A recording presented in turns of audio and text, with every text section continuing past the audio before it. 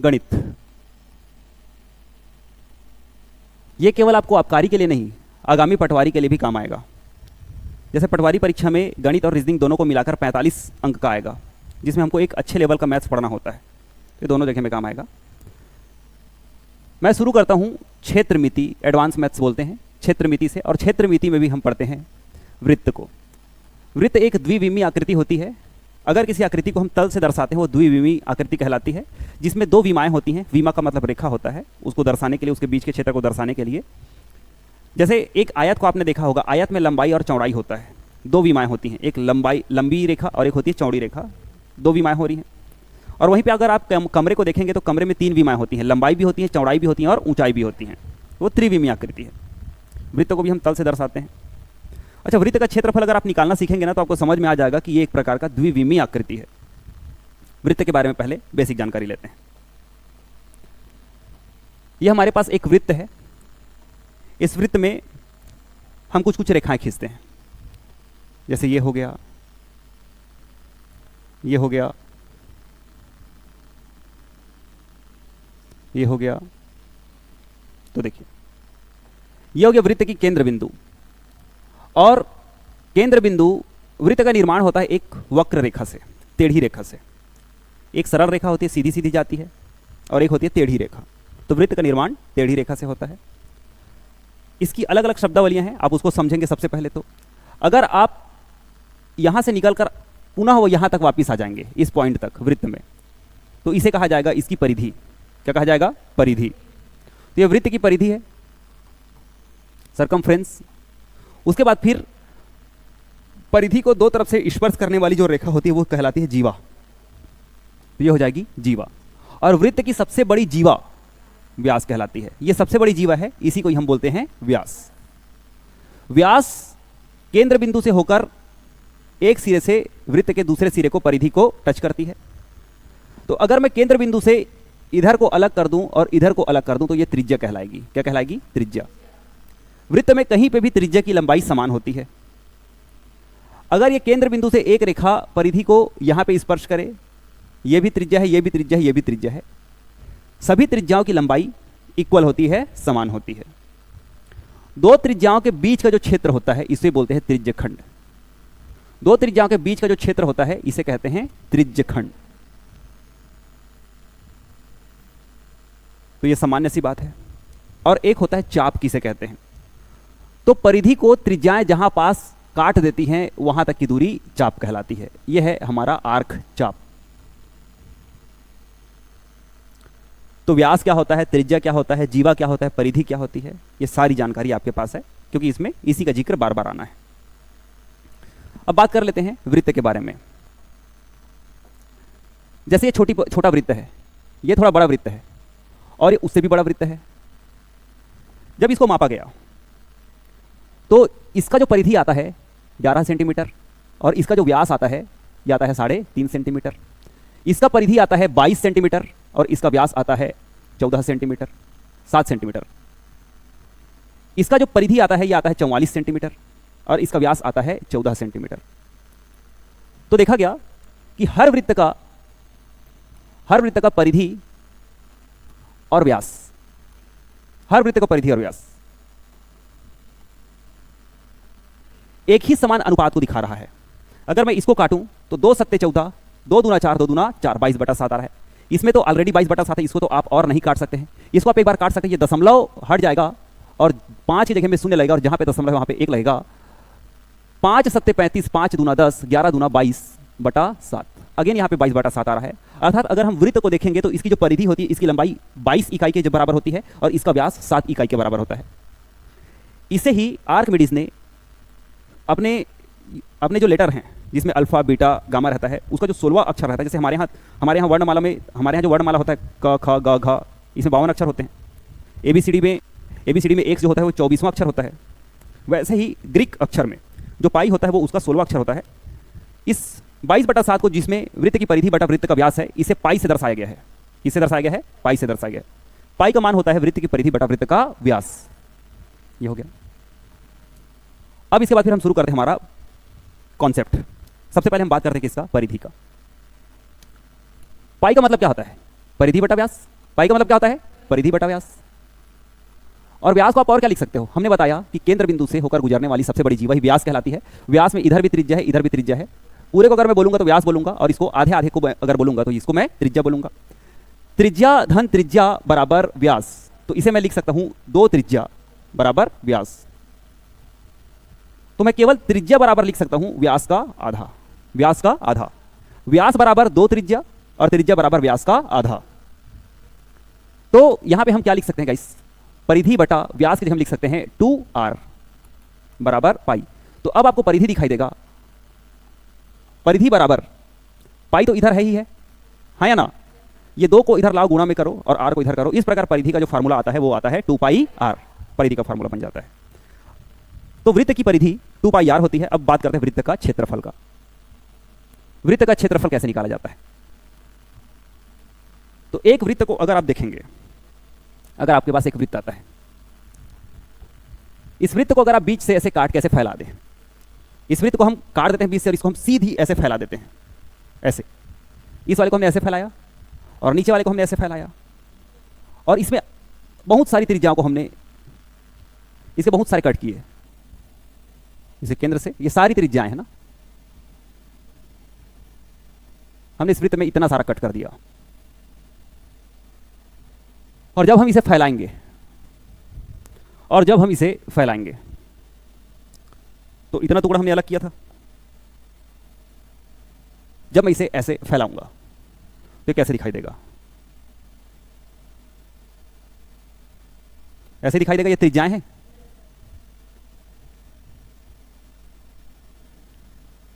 ऐसे दिखाई देगा।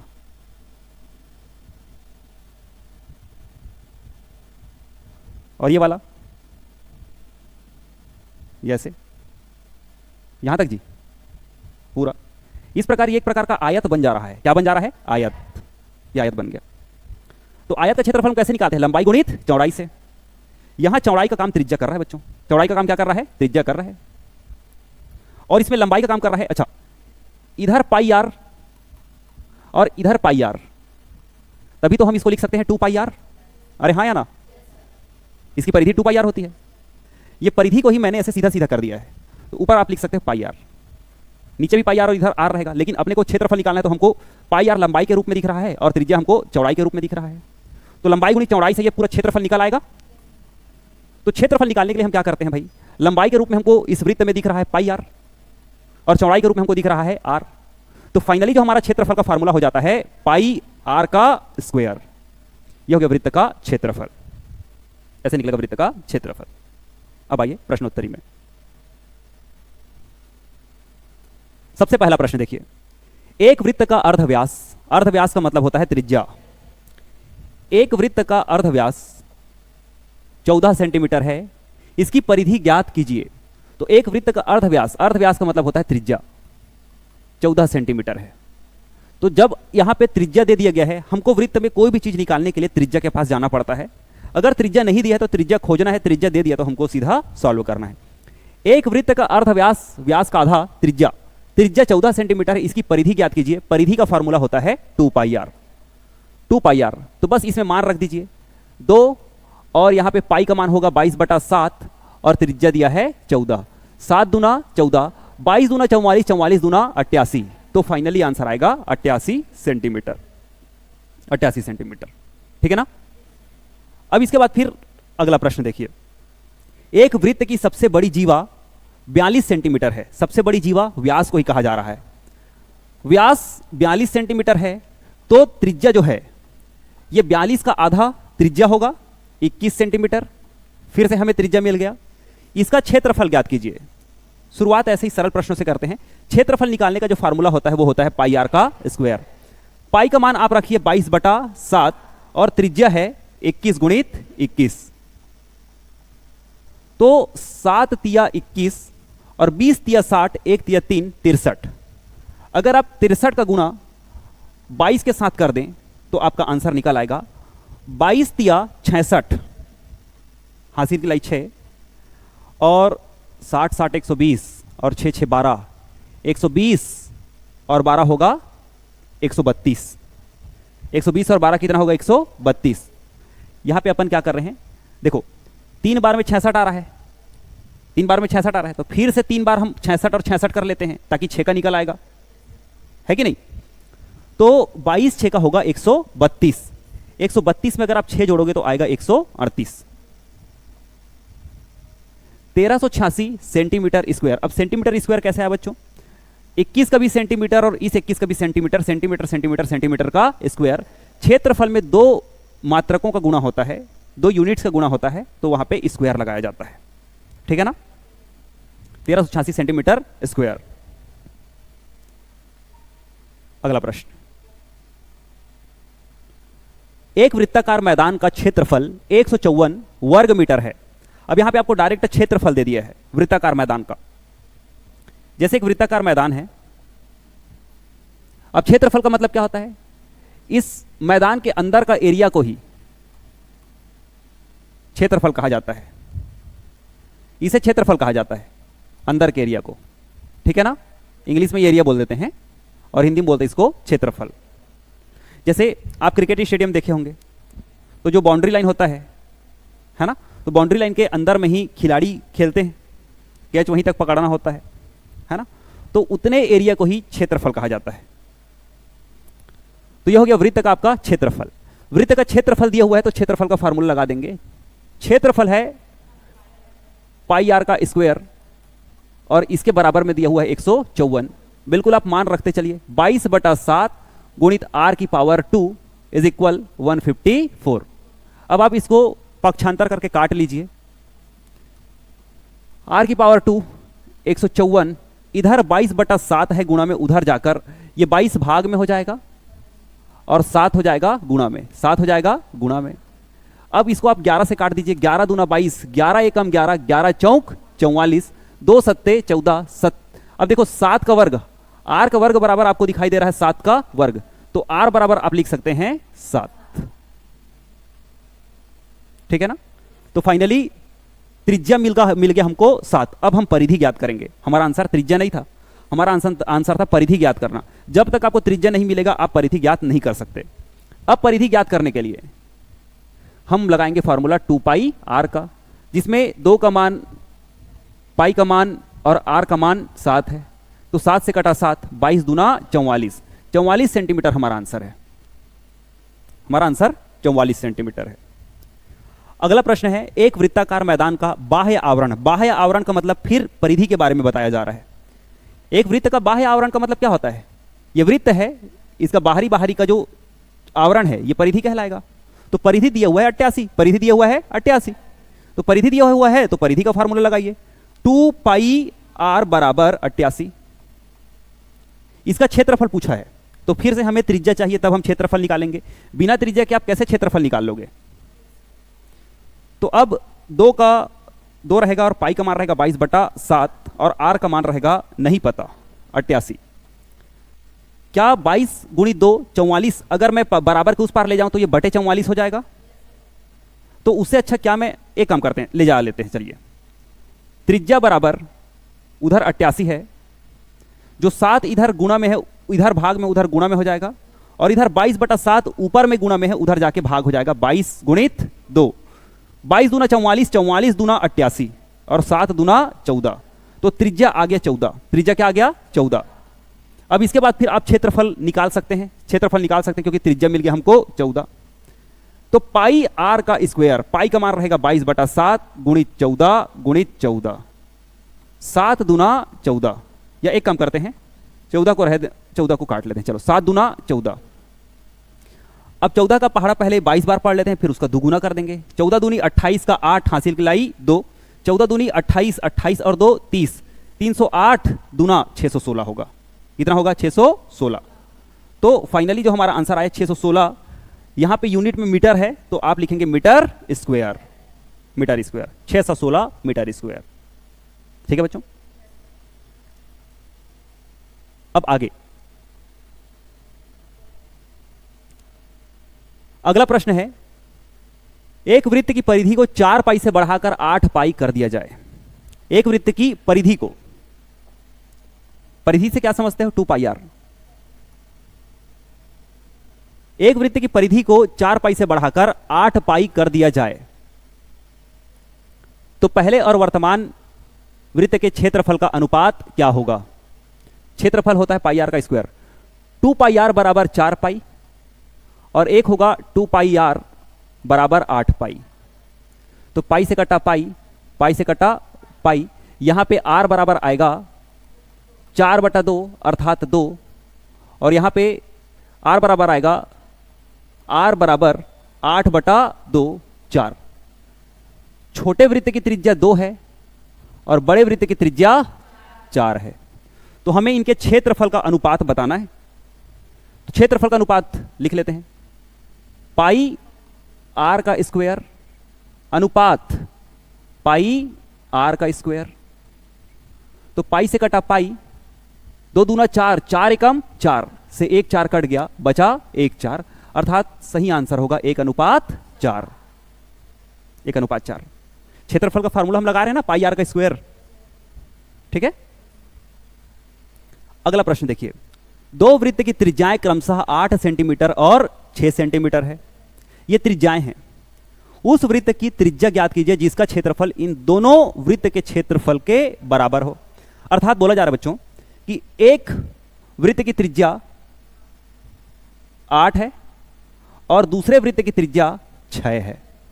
इन दोनों वृत्त को अगर मैं एक कर दूं, इन दोनों वृत्त के क्षेत्रफल को अगर मैं एक कर दूं तो मुझे तीसरा वृत्त मिलता है। इन दोनों को जोड़ने के बाद मुझे तीसरा वृत्त मिलता है। मुझे इसका त्रिज्या बताना है, इसका त्रिज्या बताना है। तो दोनों का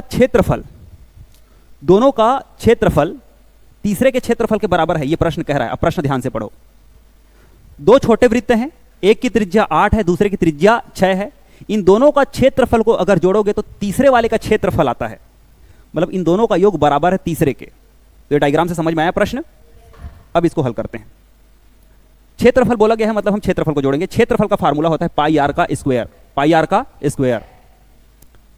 तो पाई आर का स्क्वायर प्लस पाई आर का स्क्वायर बराबर पाई आर का स्क्वायर, बड़े वाले का जी। तो ये हो गया 36 पाई और ये हो गया 64 पाई। देखो ना, 6 6 का 36 पाई प्लस 8 8 64 पाई। क्या मैं इसको 100 पाई लिख सकता हूं? 100 पाई बराबर पाई आर का स्क्वायर। तो पाई से पाई कटा, आर का स्क्वायर बराबर 100, आर का स्क्वायर बराबर 100। 100 को अपन क्या लिख सकते हैं बच्चों? आर का स्क्वायर बराबर 10 का स्क्वायर। तो 2 से 2 कटा, तो बड़े वाले वृत्त की त्रिज्या आ गई 10। आंसर। कठिन था क्या?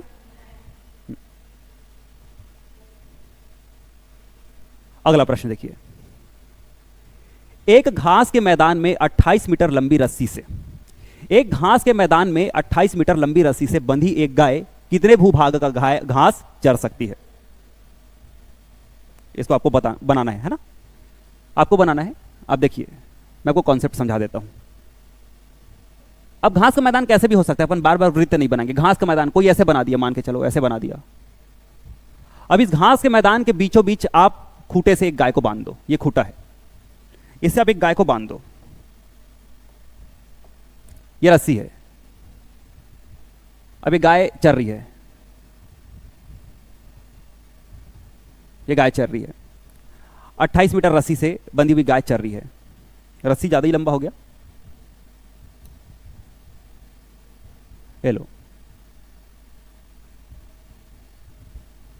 ये गाय है, मान लो गाय है, और ये गाय घास चर रही है। तो गाय कैसे घास चरेगी? गाय मतलब ये गाय घास खाएगी, पूरा खत्म होते तक खाएगी, है ना। पहले फैलेगी पूरा एकदम, ये रस्सी हुआ सीधा, पहले पूरा खाएगी ऐसे, फिर खाते खाते खाते अंदर तक आएगी, पूरा खाएगी, पूरा मैदान साफ कर देगी। ये जो इसकी रस्सी थी ये अधिकतम 28 मीटर लंबी है, तो 28 मीटर लंबाई तक वो घास खाएगी सभी दिशाओं का, और वो खाते खाते अंदर तक आएगी। अर्थात हमें जो रस्सी है वो त्रिज्या के रूप में देखना है, और गाय जो घास खा रही है वो पूरे क्षेत्रफल का घास खा रही है। बस हमको इस वृत्त का क्षेत्रफल ही बताना है। तो इसका जो फार्मूला आ जाएगा पाई आर का स्क्वायर, आप इसमें मान रख दीजिए, गुणित 28 गुणित 28, आपका आंसर आ जाएगा। ठीक है, आप इसको हल कीजिएगा, आंसर आ जाएगा। कई बार क्या होता है ना, अपन यूनिट डिजिट देखते हैं, ऑप्शन रहेगा आपके पास, जैसे आप 7 चौका 28, तो 4 अट्ठे 32 और 32 दूना 64 इकाई में अगर 4 होगा ना तो उसे आप टिक मार देना। ठीक है, यूनिट डिजिट नंबर सिस्टम में पढ़ाएंगे, इसको आप हल कर लेना। ठीक है ना, 7 सेंटीमीटर भुजा वाले वर्ग के अंदर, वर्ग और त्रिभुज इसको अलग से पढ़ेंगे। पहले वर्ग को पूरा पढ़ लेना, त्रिभुज को पूरा पढ़ लेना, फिर त्रिभुज के अंदर वृत्त, अंतःवृत्त, परिवृत्त वो बाद का है। पहले आप पूरे चतुर्भुज को पढ़ना, त्रिभुज को पढ़ना, फिर हम पढ़ाएंगे। ऐसा नहीं कि इसको नहीं बता सकते। देखो ये आसान है, 7 सेंटीमीटर भुजा वाले वर्ग के अंदर बनाए जा सकने वाले बड़े वृत्त का क्षेत्रफल ज्ञात कीजिए। बोला जा रहा है एक वर्ग की भुजा 7 सेंटीमीटर है। वर्ग की सभी भुजाएं 7-7 सेंटीमीटर की होती हैं। अगर एक भुजा, वर्ग का परिभाषा क्या है? वर्ग की परिभाषा है कि भाई इसकी सभी भुजाएं बराबर होंगी और इसकी सम्मुख भुजाएं समानांतर होंगी, सभी भुजाएं समानांतर होंगी। तो अब देखो इसकी भुजाएं 7-7 मीटर हैं ऐसे। अब इसके अंदर एक वृत्त बन रहा है और बड़ा सा बड़ा वृत्त इसके अंदर कैसे बन सकता है? इसको स्पर्श करते करते ही तो बन सकता है।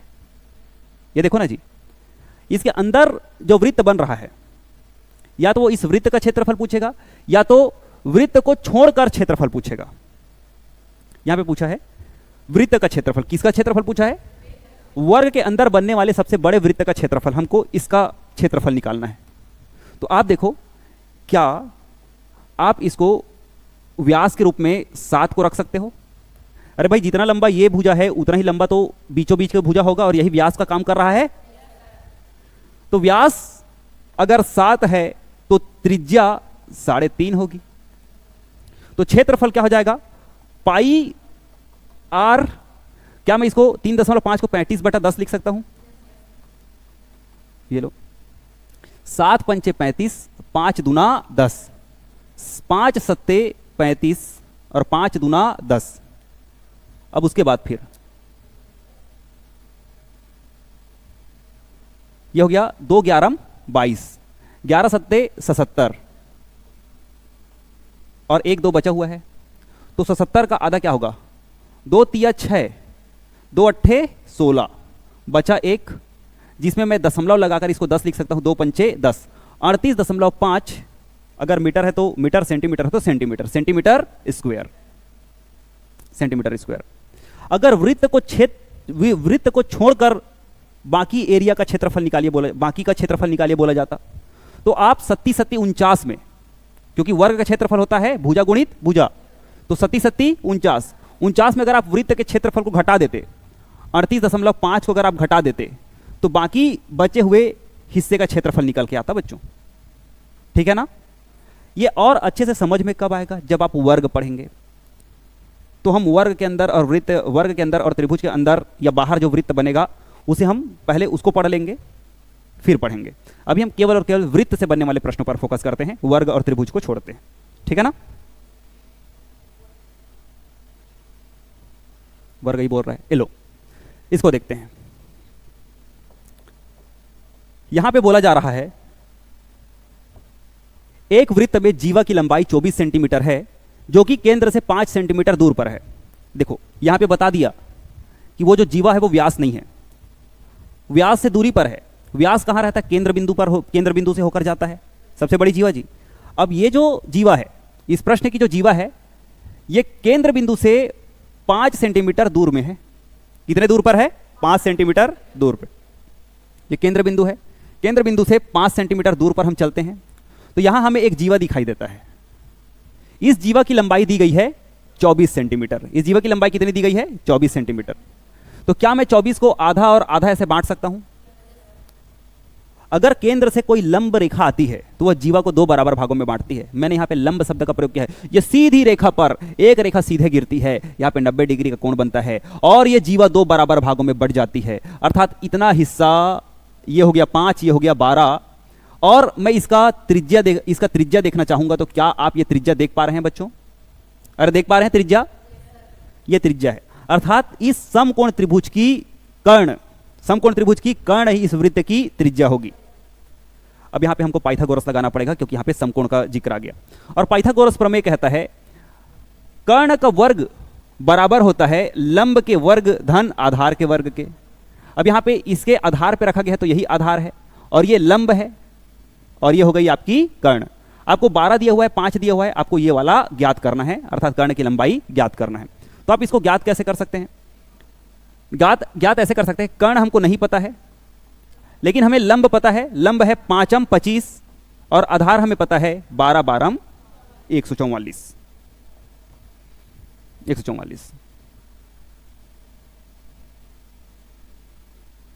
अब देखो, क्या मैं केवल और केवल कर्ण को इधर रखकर ये दो उधर जाकर कर्णी बन जाएगा और 5m 25 और 12 12 144 और 144 और 25 को जब जोड़ोगे तो 169 कर्ण बराबर आएगा 169 और 169 13 का वर्ग है।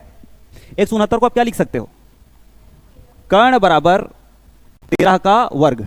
तो ये ऐसे बाहर हो गया और कर्ण की लंबाई 13 आई और यहां पे 13 काम कर रहा है त्रिज्या का। 13 किसका काम कर रहा है? त्रिज्या का। तो इस वृत्त का हमको त्रिज्या मिल गया। अब हम इसका क्षेत्रफल निकाल सकते हैं, पाई आर का स्क्वायर। तो पाई का मान कई बार जो त्रिज्या होती है वो 7 के मल्टीपल में नहीं होती है, जैसे न 7 होती है, न 14 होती है, न तो 21 होती है। तो ऑप्शन आप देखोगे तो सीधा सीधा पाई में ऑप्शन दिखता है।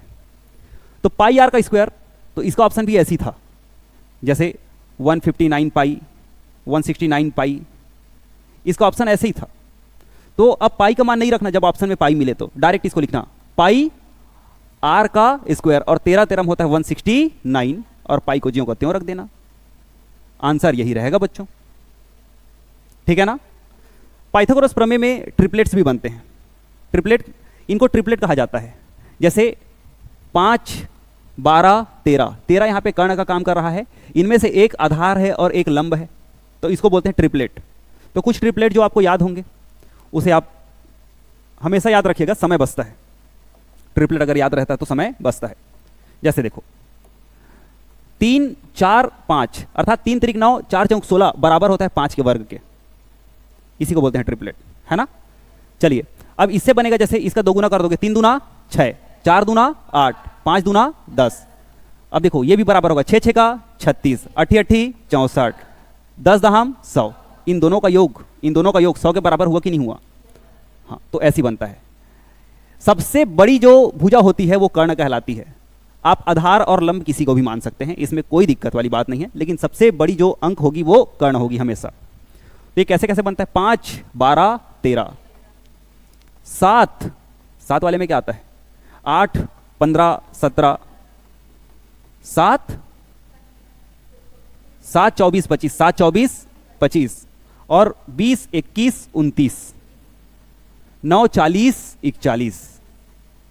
ये ऐसा है, इतना को आप याद रखिएगा, काम बन जाता है, ठीक है ना। तो ये कुछ ट्रिपलेट होते हैं, इसमें से ये कर्ण है, ये कर्ण है, ये कर्ण है, ये कर्ण है, ये कर्ण है, याद रहेगा। 2 चीज दिया रहेगा तो तीसरा आप खुद ही याद रख लेना। ये अगर लंब है और ये अगर कर्ण है तो आधार ये रहेगा, ऐसे रहता है। ट्रिपलेट का यही मतलब होता है। ये सारे के सारे पाइथागोरस प्रमेय बनते हैं, ठीक है, उसी में सिद्ध हो जाते हैं। एक होता है लंब का वर्ग धन आधार का वर्ग बराबर हो जाता है कर्ण के वर्ग के। आगे बढ़ते हैं। उस वृत्ताकार दौड़ के मैदान का क्षेत्रफल ज्ञात कीजिए जिसकी बाह्य वृत्त की परिधि 88 व अंतः वृत्त की परिधि 44 मीटर है। हमको दौड़ के मैदान का क्षेत्रफल बताना है। तो दौड़ का मैदान कैसे बनता है पहले तो आप ये देखो। दौड़ का मैदान, पहले हम पूरा का पूरा एक मैदान चयन कर लेते हैं, उसके बाद फिर हम कहां तक दौड़ा सकते हैं। तो दौड़ेंगे यहां से बच्चे, ये गलत बन रहे हैं, ऐसे जो उधर रहता है उसको नजदीक में खड़ा किया जाता है, इधर वाले को इधर खड़ा किया जाता है, ऐसे ऐसे यही दौड़ेंगे, हाँ या ना। हमको इसका क्षेत्रफल निकालना है। तो हम इसे कैसे निकाल सकते हैं? बड़ा वृत्त का त्रिज्या कैपिटल आर रहेगा और छोटा वृत्त का त्रिज्या स्मॉल आर रहेगा। बड़ा वृत्त का त्रिज्या कैपिटल आर और छोटे वृत्त का त्रिज्या स्मॉल आर। अगर मैं पूरे क्षेत्रफल से केवल अंदर का क्षेत्रफल को घटा दूं तो केवल यही मिलेगा। पूरे क्षेत्रफल से अगर मैं अंदर वाले वृत्त का क्षेत्रफल को घटा दूं तो ये वाला मिलेगा। पहले हम पूरा पूरा वृत्त का क्षेत्रफल निकाल लेते हैं। अंदर आ जा। पूरा वृत्त का क्षेत्रफल पाई आर का स्क्वायर। इसमें से अगर मैं अंदर वाले वृत्त के क्षेत्रफल को घटा दूं तो केवल और केवल देखो, इसमें से मैंने इसने को घटा दिया, हटा दिया, तो बचेगा यही वाला बच्चों। तो इसको हल कर लेते हैं। दोनों से पाई को निकाल लेते हैं, कॉमन बाहर निकाल लेते हैं। दोनों में पाई इनके साथ गुणा में है और बीच में प्लस या माइनस का चिन्ह रहता है, तो कॉमन निकलता है।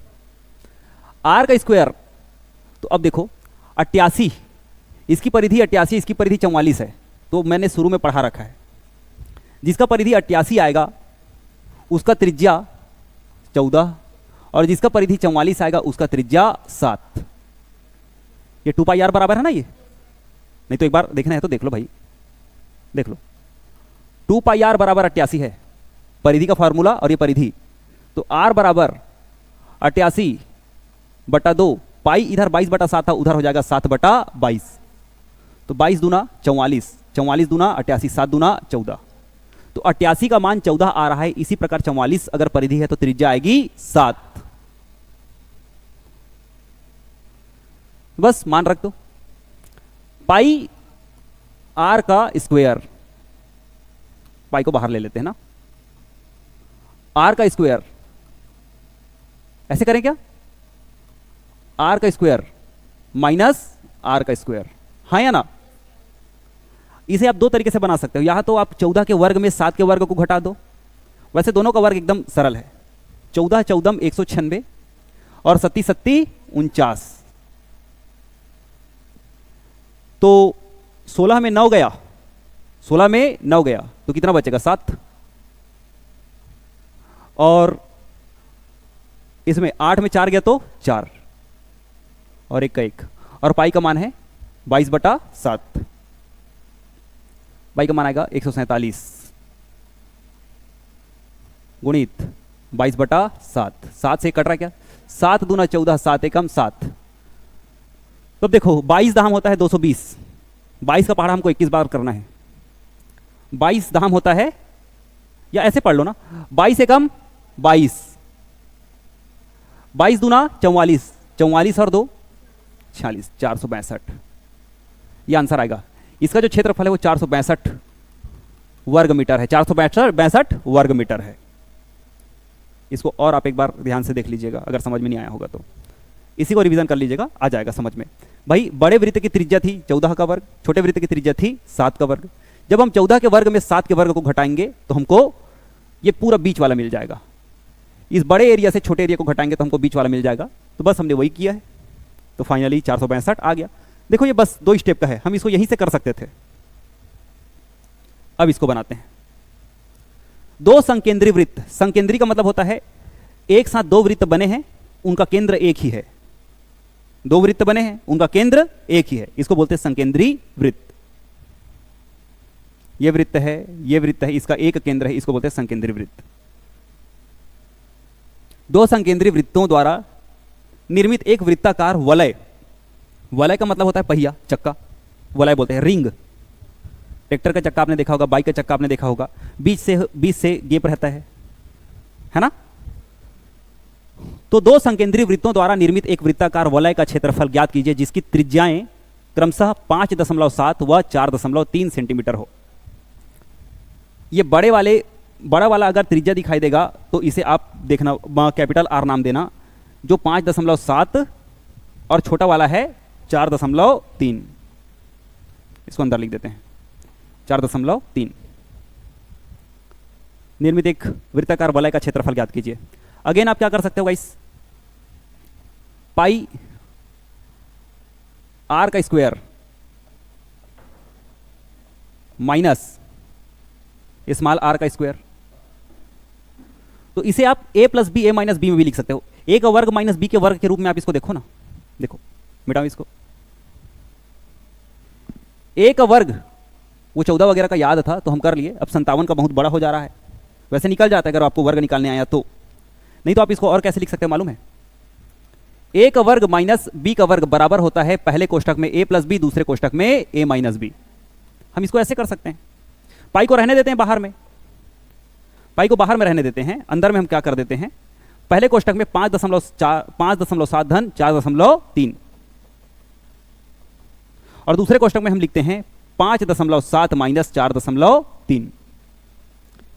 तो अब देखो 7 3 10, 7 3 कितना होता है 10, 10 का शून्य हासिल कर लाइए, 5 5 10, इन दोनों का योग हो गया 10, इन दोनों का योग हो गया 10, 7 में से 3 गया 4, 5 में से 4 गया तो 1, यह हो गया 1.4, 1.4। तो 1.4 का गुणा, 1.4 का गुणा हम किससे करते हैं, 10 से करते हैं। और बाहर में और कौन खड़ा है गाइस, 22/7, इसको नहीं भूलना कभी भी, ये भाई साहब बाहर में खड़ा हुआ है 22/7। तो अब आप देखो, क्या हम 14 को मतलब 1.4 को 14/10 लिख सकते हैं, 10 से कटा 10, 7 दूना 14, 22 दूना 44। तो फाइनली आंसर क्या आ गया हमारा 44। ये जो वलय का जो क्षेत्रफल है ये अभी 44 आ गया बच्चों, 44 सेंटीमीटर में ना, सेंटीमीटर स्क्वायर। क्या ये कठिन था? अगर पहला वाला समझ में आया है तो ये वाला भी समझ में आ जाएगा। अब आप इसका कहाँ वर्ग निकालते रहोगे, 57 का वर्ग और 43 का वर्ग, है ना। अब इसको आप क्या लिखते मालूम है, 57/10, इसको लिखते 43/10, है कि नहीं। फिर उसको जोड़ते घटाते, उससे अच्छा ये वाला फॉर्मूला से काम पड़ गया, तो हमने इसका प्रयोग कर लिया। ऐसे कर सकते हो, ठीक है। नोट करोगे क्या इसको नोट कर, चलेगा। इस अगले क्वेश्चन को देखते हैं। हमारा अगला क्वेश्चन कहता है, एक साइकिल का पहिया, उसकी त्रिज्या 35 सेंटीमीटर है, यह 500 चक्कर लगाकर कितनी दूरी तय करेगा। अब साइकिल के पहिए से संबंधित क्वेश्चन है, यह भी बढ़िया क्वेश्चन है, इसको अच्छे से समझना है ना। उससे पहले मैं आपको बता दूं, कल से आप लोगों का भी जैसे आबकारी हो गया और छत्तीसगढ़ पुलिस हो गया, तो जिनका पुलिस में फिजिकल वगैरह क्लियर हो गया होगा या नहीं भी हुआ होगा तो वो लोग आबकारी में डालेंगे, है ना फॉर्म। तो आबकारी की क्लासेस जो क्रैश कोर्स है वो आपका कल से शुरू हो रहा है। कल है 9 जून, तो शाम को 3:30 से 6 बजे तक रहेगा। उसमें सामान्य ज्ञान, छत्तीसगढ़ और भारत दोनों का सामान्य ज्ञान और गणित एवं रीजनिंग दोनों की कक्षाएं होंगी। ये फास्ट ट्रैक कक्षाएं होंगी, है ना, मतलब एकदम स्पीडली पढ़ाया जाएगा उसमें, और फीस भी एकदम मिनिमम रहेगा। 5 टेस्ट रहेंगे उसमें से, है ना, और पूरा का पूरा हाइब्रिड टेस्ट रहेगा सभी विषयों को मिलाकर, जैसे पेपर में आएगा ना वैसा ही OMR बेस्ड टेस्ट होगा। तो शाम को 3:30 से 6 बजे, और फीस मात्र 1000 रुपये है। आबकारी के लिए वो काम आएगा और CG पुलिस के लिए वो काम आएगा, क्योंकि वो पेपर नियरेस्ट है। और जिनको जैसे अच्छा तैयारी करना है, बड़े एग्जाम का तैयारी करना है भाई, पटवारी का, CGPSC प्री वगैरह का, तो सुबह का बैच ही उसमें काम आएगा, है ना। ये CG पुलिस और आबकारी मेन उसके सिलेबस को टारगेट किया जाएगा कल शाम को जो शुरू होगा उसमें, ठीक है। और जो विद्यार्थी, जो पूर्व विद्यार्थी हैं इस संस्थान के, उनका 50% माप रहेगा, मतलब उनका सिर्फ और सिर्फ 500 लगेगा। जो हमारे पुराने स्टूडेंट रहेंगे उनके लिए जी, ठीक है। और जो नए विद्यार्थी आएंगे उनके में भी ज़्यादा बर्डन नहीं है, 1000 कोई बड़ी बात नहीं है। 1 महीने की महतारी वंदन योजना से वो अपना आबकारी का सिलेबस पढ़ सकते हैं, है कि नहीं।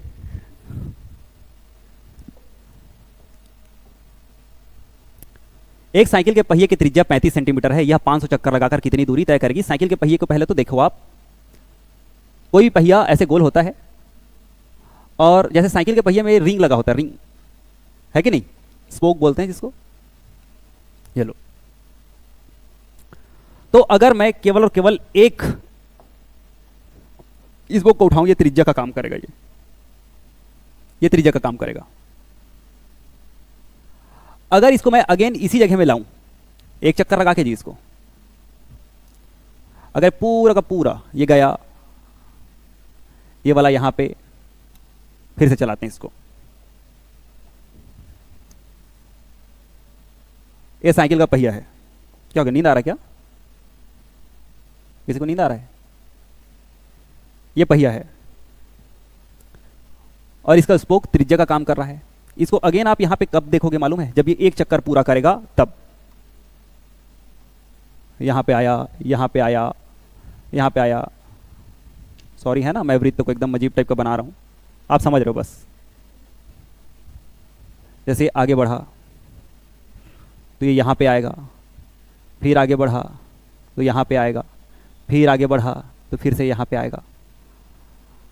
अर्थात इसका एक चक्कर जो होता है ना, अपनी ही दूरी को तय करता है, और अपनी ही दूरी को तय करना को कहा जाता है परिधि। क्या कहा जाता है? परिधि।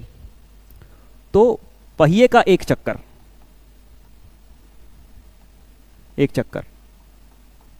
परिधि होता है। देखो यहां से फिर से यहीं तक आ गया, एक चक्कर पूरा किया, ये एक चक्कर है बस, ये परिधि है। परिधि का तात्पर्य होता है 2 पाई आर। परिधि का तात्पर्य क्या होता है? 2 पाई आर, एक चक्कर।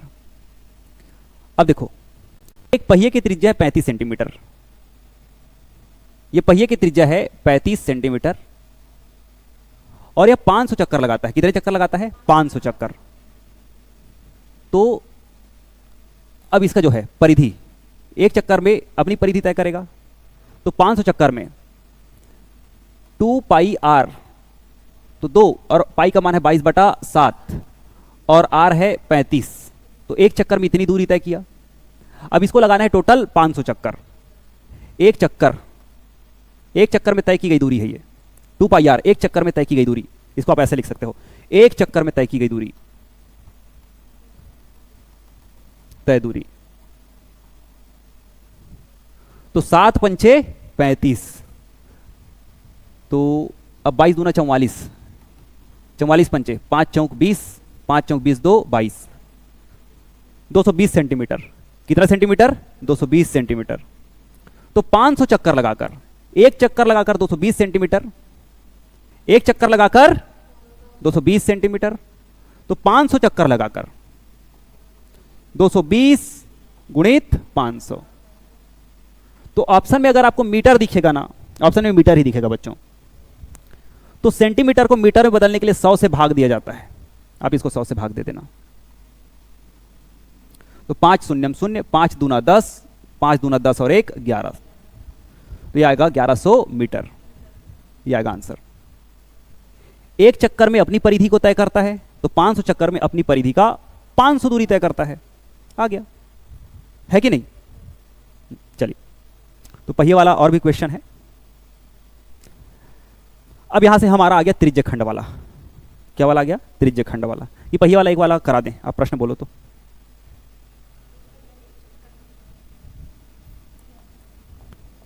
एक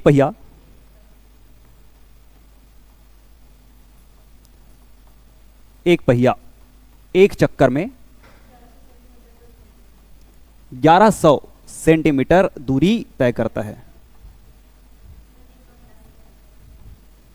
पहिए का व्यास क्या है?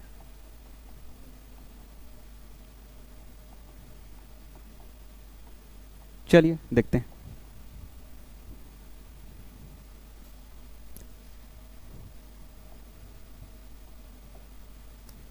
तो एक चक्कर मतलब होगा बच्चों 2 पाई आर बराबर 1100 सेंटीमीटर। तो आसान है, आर बराबर 1100 बटा 2, इधर आता 22/7, उधर आएगा 7/22, तो 11 एकम 11, 11 शून्यम शून्य, 11 शून्यम शून्य, 11 दूना 22 और 4 2 दूना 4, 4 पचीसम 100,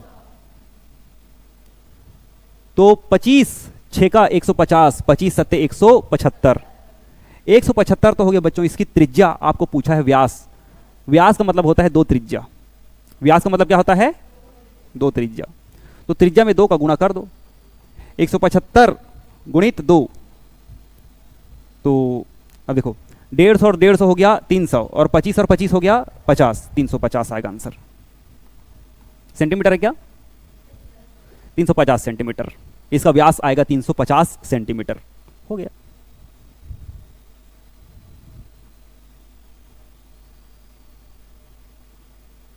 एक पहिया एक चक्कर में 1100 सेंटीमीटर दूरी तय करता है, तो पहिए का व्यास बताना था आपको। यहां पे एक चक्कर में ऐसे लिखना था।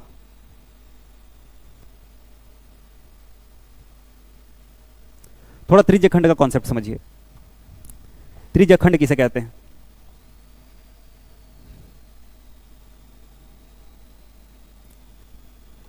त्रिज्य खंड से संबंधित प्रश्न।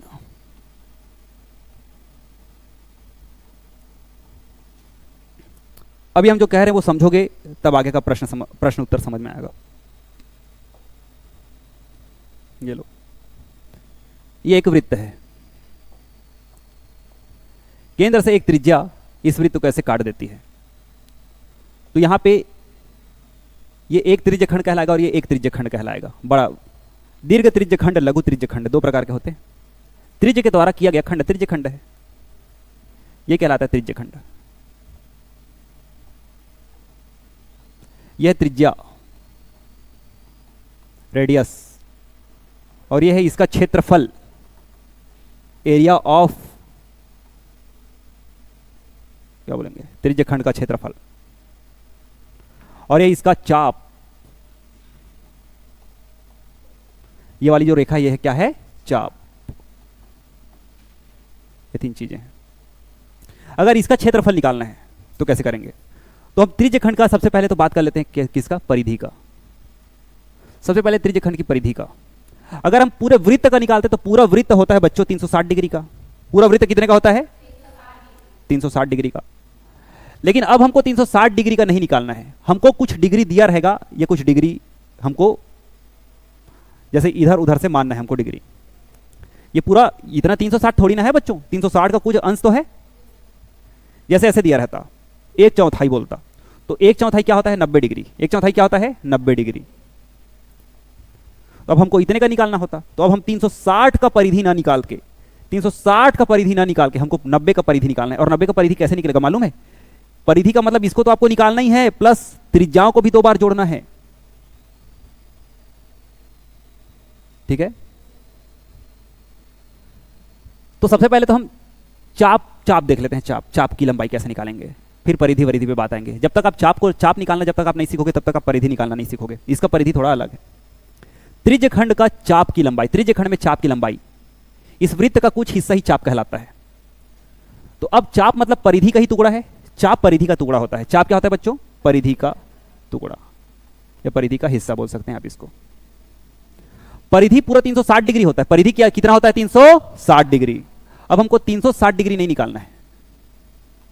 चाप की लंबाई के लिए हमको 360 डिग्री नहीं निकालना है। 360 डिग्री में जैसे यहां पे 90 डिग्री तक का लंबाई निकालना है, तो यहां पे 90 डिग्री लिखेंगे। अब जरूरी नहीं कि हर प्रश्न में 90 डिग्री आएगा, लेकिन इसके लिए मैं एग्जांपल बता रहा हूं कि 90 डिग्री तक का पूरा का पूरा इसका परिधि 88 है मान के चलते हैं। पूरा का पूरा परिधि कितना है? 88। तो बच्चों ये 88 4 भाग में बट रहा है। यहां तक 22, यहां तक 22, यहां तक 22 और यहां तक 22। देखो, आप देख लेना, पूरा 360 में से केवल 90 डिग्री का निकालना है। क्या निकालना है? चाप की लंबाई, परिधि का हिस्सा। परिधि का हिस्सा यहां पे परिधि बराबर है 88। तो 88 का आर 14 होता है, जानते हो ना? 88 की त्रिज्या 14 होती है। अब देखना 22 आएगा, 0 से कटा 0, 9 एकम 9, 9 चौक 36, बोला था ना 1/4।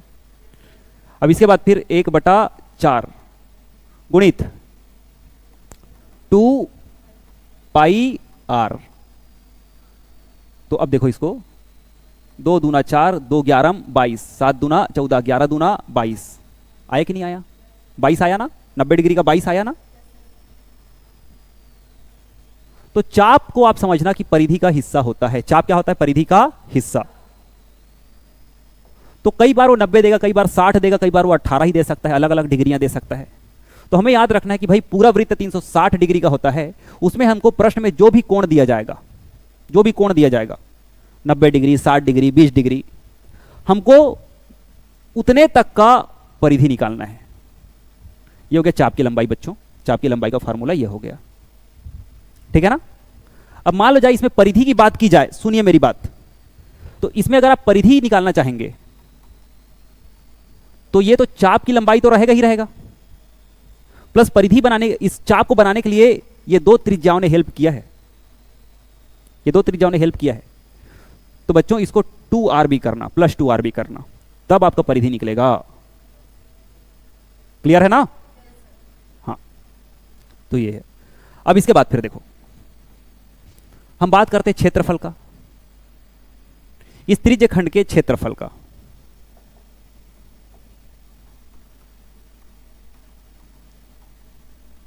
क्षेत्रफल। अब हमको पूरे 360 डिग्री का क्षेत्रफल नहीं निकालना बच्चों, हमको जितना प्रश्न में जितना डिग्री कोण दिया रहेगा हमको उसका क्षेत्रफल निकालना है। 360 में जो दिया रहेगा उसका क्षेत्रफल, और क्षेत्रफल कैसे निकलता है? पाई आर का स्क्वायर से। बस ये दो बातें तो पहले जान लो, ठीक है। इसके बाद फिर बहुत सुंदर से कॉन्सेप्ट बताऊंगा, इससे भी बढ़िया कॉन्सेप्ट बताऊंगा इसका। ये नोट कर लिए? नहीं किया तो वीडियो देख लेना। देखिए अब त्रिज्यखंड का कॉन्सेप्ट समझिए। अगर मैं त्रिज्याओं से, दो त्रिज्याओं से ऐसे एक त्रिज्यखंड का निर्माण करता हूं, तो ये क्या कहलाएगा? चाप। चाप को मैं परिधि का लेंथ मानता हूं। परिधि का ही एक, परिधि में जो भी परिधि की लंबाई होगी उसी का तो एक हिस्सा होगा ये, है या ना? क्योंकि मैं इसको आर्क नहीं बोल रहा हूं, मैं चाप नहीं बोल रहा हूं मैं, क्योंकि ए को मैं ना एरिया से दर्शा रहा हूं। ये हमारा एरिया है, पूरे एरिया का कुछ हिस्सा तो एरिया होगा, और यहां पे होगा कोण। कोण, ये तीन चीजें होंगी त्रिज्यखंड में। तो ये जो चाप है ये परिधि का हिस्सा होगा। चाप किसका हिस्सा होगा? परिधि का। और ये जो इसका त्रिज्यखंड का जो क्षेत्रफल है वो पूरे वृत्त के क्षेत्रफल का ही तो हिस्सा होगा। पूरा वृत्त का क्षेत्रफल होगा पाई आर का स्क्वायर, उसका कुछ हिस्सा होगा। अब उसके बाद फिर बच गया ये कोण। तो एक वृत्त का कोण होता है टोटल 360 डिग्री, उसमें से कुछ होगा त्रिज्यखंड का कोण। ये त्रिज्यखंड में तीनों ही चीजें तो इसी की हैं क्या? इस त्रिज्यखंड का चाप बराबर है इसके एरिया के, मतलब तीनों ही एक ही हैं। एक ही वृत्त, एक ही त्रिज्यखंड के बारे में मैंने तीनों को लिखा है, ठीक है। अब इसमें जैसे कोण दिया रहे तो एरिया कैसे निकालोगे? कोण दिया रहे ना बच्चों, तो आप एरिया कैसे निकालोगे? तो एरिया बराबर, ये एरिया बराबर थीटा बटा 360 पाई आर का स्क्वायर। अगर कोण दिया रहता है, क्या दिया रहता है? कोण दिया रहता है, तो हम ऐसे निकालते हैं। और अगर चाप की लंबाई दी रहे, क्या दी रहे? चाप की लंबाई दी रहे, तो एरिया कैसे निकालेंगे? चाप की लंबाई दी रहे तो ये आएगा, इसको यहीं रखो, इसको इधर भेज दो, दोनों का तुलना कर दो। तो L 2 pi R into pi R का स्क्वायर, तो पाई से कटा पाई, ठीक है, और आर से कटा एक ठने आर, तो बचा ये, ठीक है। तो इसे हम क्या लिख सकते हैं मालूम है? एरिया बराबर 1/2 गुणित चाप गुणित त्रिज्या। अगर क्या दिया रहे? चाप की लंबाई दिया रहे। क्या दिया रहे? चाप की लंबाई दिया रहे। जब चाप की लंबाई दिया रहे तो हम क्षेत्रफल ऐसे निकालेंगे, चाप की लंबाई दिया रहे तो।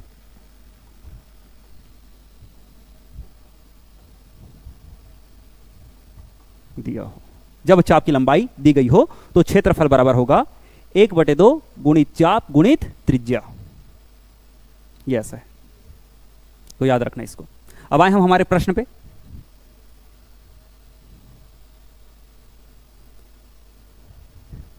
चलिए यहां से आपका प्रश्न शुरू होता है। एक नारियल का पेड़ हवा के साथ इस तरह झूलता है कि उसके तने से ढका कोण 18 डिग्री है। यदि पेड़ का ऊपरी भाग 44 मीटर दूरी तय करता है तो पेड़ की लंबाई ज्ञात कीजिए। यहां नारियल का पेड़ दिया गया है, ये नारियल का पेड़ है। नारियल का पेड़ हवा में झूलता है, तो ये हवा में जब झूला फिर वापिस आने का कोशिश करेगा, हाँ या ना? तो ये नारियल का पेड़ है, हवा के साथ झूलता है, तो इसका जो तने के पास जो कोण बनता है वो बनता है 18 डिग्री का। कितना झूल रहा है ये? 18 डिग्री। तो इसको आप ऐसे देखना, 18 डिग्री। और यहां पे नारियल का पेड़ जो है ये त्रिज्या का काम कर रहा है बच्चों। नारियल का पेड़ किसका काम कर रहा है? त्रिज्या का। और इसका जो ऊपरी हिस्सा जो दूरी तक कवर कर रहा है, ये कवर कर रहा है 44 मीटर। 44 मीटर कर रहा है ना। अर्थात यहाँ पे चाप की लंबाई 44 है। चाप की लंबाई कितनी है? 44। और कोण है 18। कोण कितना है? 18। तो आपको त्रिज्या बताना है। क्या बताना है? त्रिज्या। चाप भी दिया हुआ है। चाप का मतलब है परिधि का एक हिस्सा। परिधि का एक हिस्सा। तो आपको परिधि का एक हिस्सा दिया हुआ है 44। यह परिधि का एक हिस्सा, पूरी जो परिधि है 360 डिग्री, उसमें से कुछ डिग्री का आपको परिधि दिया हुआ है। और परिधि कैसे होता है बेटा? 2 पाई आर, है ना? हाँ, तो अब आप इसको ठीक से लिख सकते हैं।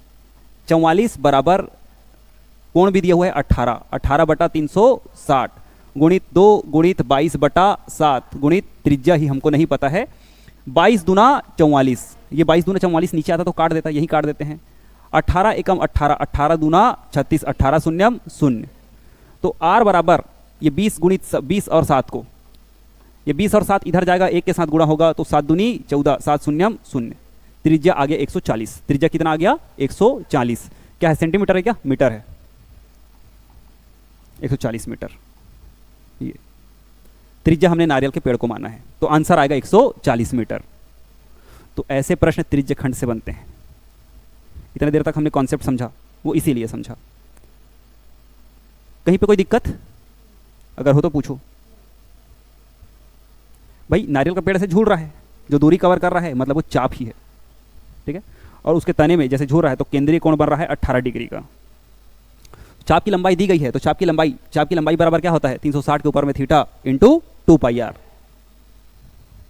आगे बढ़ते हैं। इसको देखिए,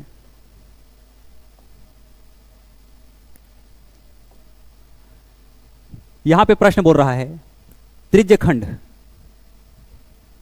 यह त्रिज्यखंड वाला क्वेश्चन है। इसकी त्रिज्या है 21 सेंटीमीटर। त्रिज्या दिया हुआ है और क्षेत्रफल व परिमाप ज्ञात करना है। इसका परिमाप भी ज्ञात करना है और क्षेत्रफल भी ज्ञात करना है। सुनिए, और इसका कोण दिया हुआ है 60 डिग्री। 60 डिग्री, इसका परिमाप ज्ञात करना है। 360 का 60 2 पाई आर। सबसे पहले परिमाप ज्ञात करो। परिमाप, अभी परिमाप नहीं आया है ना, प्लस 2r। अब आएगा परिमाप। भाई ये तो हमको चाहिए ही चाहिए, प्लस ये भी चाहिए, तो ये हो गया इतना, ये हो गया चाप, प्लस ये हो गया आपका परिमाप 2r जी, r प्लस r, ये हो गया परिमाप। तो अब यहां पे पाई का मान आप रख सकते हो 22/7 और त्रिज्या है 21 धन 21 गुणित 2, यह 2r 42 जी। और इसके आगे में है 60/360। 0 से गया 0, 6 कम 6, 6 6 का 36। अब उसके बाद फिर इसके बाद फिर 7 तिया 21 और 2 तिया 6, 3 एकम 3, 3 एकम 3। सब कट गया, बचा केवल 22 प्लस 21 दूना 42। तो 2 2 4 और 4 2 6, 64 आएगा परिमाप। परिमाप कितना आएगा? 64। यहां पे आपको परिमाप, क्षेत्रफल भी वैसे ज्ञात करना है। पाई आर का स्क्वायर लगाओगे क्षेत्रफल निकल जाएगा। परिमाप निकालना इंपॉर्टेंट था, क्षेत्रफल आप निकाल चुके हो, ठीक है। परिमाप ऐसे निकलेगा। परिमाप होगा इसका 64 बच्चों, ध्यान देना 21 दूना जो दिया है, वैसे इसको थोड़ा सा पढ़ने, थोड़ा सा ध्यान लगा के पढ़ लेना प्रश्न को। त्रिज्यखंड वाला जब दिया रहेगा तो दिया क्या है प्रश्नों में, जैसे 60 डिग्री दिया हुआ है तो 360 का 60। अब परिमाप बोल रहा है तो परिमाप कैसे निकलेगा भाई? पहले परिधि निकालेंगे, तो परिधि का हिस्सा चाप कहलाता है। परिमाप के लिए हमको पूरा मापना है, पूरा बंद करना है इसको, तो दो त्रिज्या को ही इसमें जोड़ना, तब तो ये पूरा आकृति बंद हो रहा है।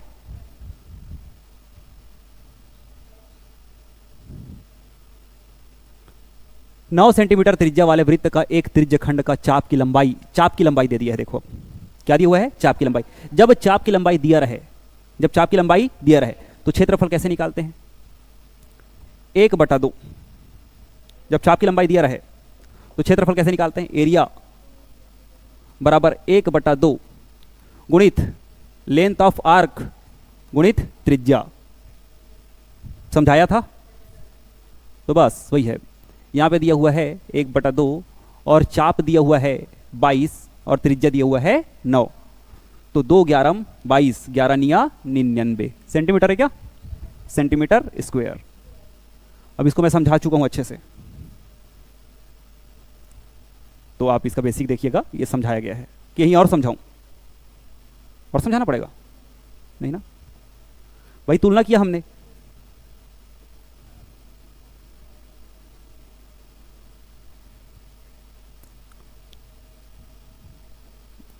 देखो चलो,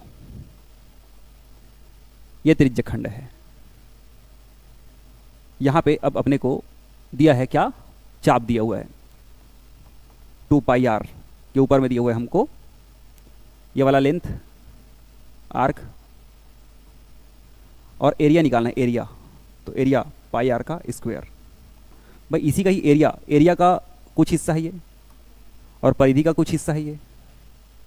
हमको ये दिया हुआ है और एरिया निकालना है, तो एरिया बराबर लेंथ बटा 2πr है, इधर आकर गुणा हो जाएगा πr का स्क्वायर। तो r से कटा 1r, पाई से कटा पाई।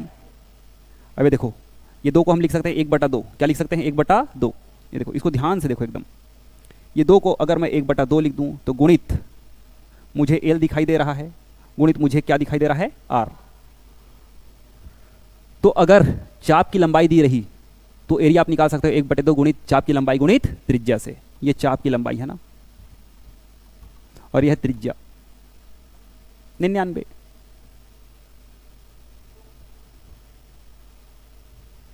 एक वृत्त में एक चाप का केंद्र, एक चाप केंद्र पर 63 डिग्री कोण अंतरित करता है यदि चाप की लंबाई 66 सेंटीमीटर। सेम क्वेश्चन है, चाप की लंबाई दे दिया है तो वृत्त की त्रिज्या ज्ञात करनी है। क्षेत्रफल ना निकाल के क्या निकालना है? त्रिज्या निकालना है। अब आपको डिग्री भी दिया हुआ है,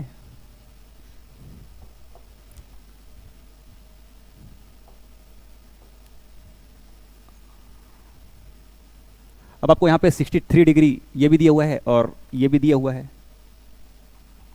ये निकालना है बच्चों। तो 2πr से निकालना। किसे निकालना? 2πr से।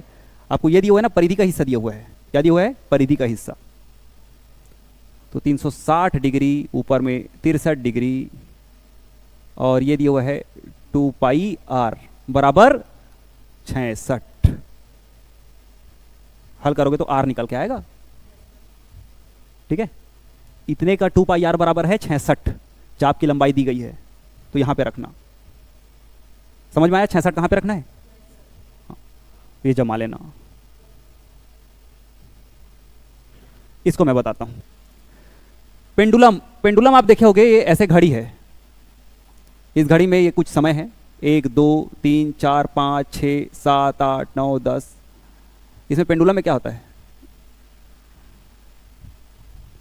ऐसे अलार्म क्लॉक ऐसे बजता है, पेंडुलम ऐसे से घूमता है, इधर गया ऐसे। तो यहां पे पेंडुलम अगर एक वृत्त का निर्माण करता, ये त्रिज्या का काम कर रहा है पेंडुलम। पेंडुलम को ही लोलक बोलते हैं। पेंडुलम त्रिज्या का काम कर रहा है बच्चों। ये देखो, इसके द्वारा, पेंडुलम के द्वारा जो तय की गई दूरी है वो 16.5 सेंटीमीटर है। क्या 5 सेंटीमीटर है। और इसका केंद्रीय कोण, ये जितने डिग्री कोण पर घूम रहा है, ये कोण है 15 डिग्री का। 15 डिग्री का। तो ये जो 16.5 है ये चाप ही है और पूरा पेंडुलम त्रिज्या का काम कर रहा है, लोलक त्रिज्या का काम कर रहा है। तो अब देखो, हमारा जो 16.5 सेंटीमीटर है, 16.5 सेंटीमीटर, ये बराबर है 360 डिग्री में से 15 डिग्री के, जो कि ये चाप है। तो हम इसको बोलेंगे परिधि का हिस्सा। परिधि का हिस्सा इसको हम फिर से लिख लेते हैं। 15/360 गुणित 2 गुणित 22/7 गुणित त्रिज्या बराबर 165/10। 5 की जगह में 0 और दशमलव की जगह में 1। तो इसको हम ऐसे काट देते हैं, नहीं ऐसे काटते हैं। 11 दूना 22, 11 एकम 11, 11 पंचे 55। अब उसके बाद फिर इसको देखते हैं। 5 तिया 15, या ऐसे कर देते हैं ना, ये 15 है क्या? ये 15 क्या? 15 से गया 15, 15 से गया 15, 0 से गया 0, दो दूनी 4, 4 अन्निया 36, तो त्रिज्या बराबर 9 सत्ते 63 हो गया ना। ये 7 और 9 इधर आ जाएगा, तो 9 सत्ते 63, तो इस लोलक की लंबाई है 63 ये ऐसे बनेगा। तो आज की क्लास यहीं तक रखते हैं बच्चों। बाकी चतुर्भुज के अंदर वृत्त या उसके बाहर में वृत्त, त्रिभुज के अंदर वृत्त, त्रिभुज के बाहर वृत्त, वो त्रिभुज और चतुर्भुज पढ़ने के बाद बनता है, ठीक है ना। वृत्त से संबंधित इस प्रकार के क्वेश्चन आते हैं, ठीक है guys. Okay, thank you so much.